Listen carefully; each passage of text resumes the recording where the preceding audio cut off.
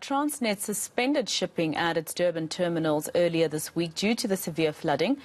So once again, the supply chain industry has been slowed down. Let's discuss this further with logistics analyst at Investec for Business, Dennis Hobson. Thank you very much, Mr. Hobson, for your time here on All Angles. Of course, a lot of people, our first concern is people's lives. 300 lives already lost, but also then again, people's livelihoods already after the July unrest. KZN was already limping, and now this makes it worse.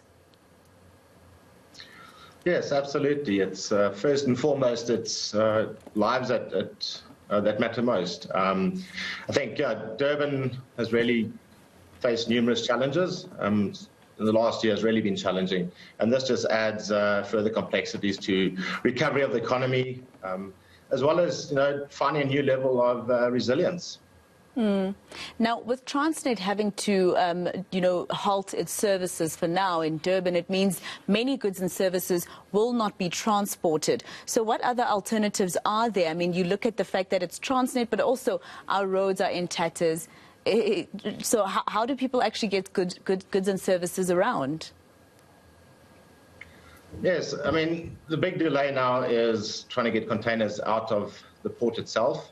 We know that the port can't be accessed at this stage, so containers in the port will remain there until there's a solution found in terms of opening up, especially the Bay Head Road. The other alternative is, and we've seen some shipping lines already make the call to divert their vessels to Kucha and discharge containers or cargo down in Kucha.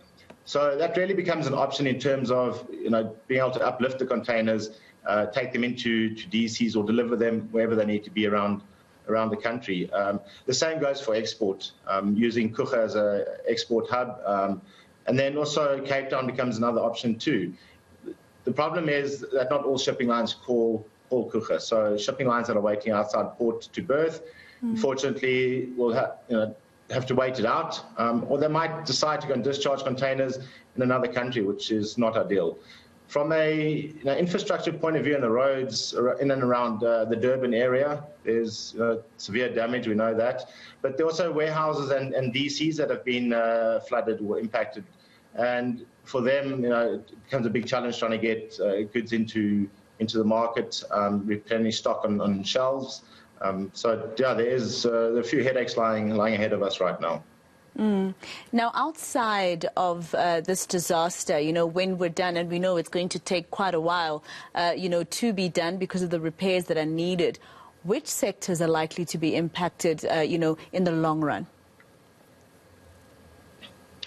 Well, I think the immediate ones right now would be, all sectors that rely on the port for either import or export. If taken down to automotive, we know that production line stops are kind of a critical factor to the business. So there's a big worry there. Retailers, I think, have been the ones that have become more resilient over time and built up a lot of inventory. So they're probably going to be okay in terms of waiting a few more days for their stock. But you've got pharmaceuticals, you've got industrial, manufacturing, mining. So really it is across the board. As well as then, your local businesses that do rely on the imported goods. So they're going to be impacted and cash flow and sales will be impacted. This is the third blow to many of the sectors, the business sectors. In the past 3 years, we had COVID and then the July unrest, and now we have this flooding. In terms of retail, they've been able to at least come back a little bit. But what does it mean now for them? Does it mean they're stuck again?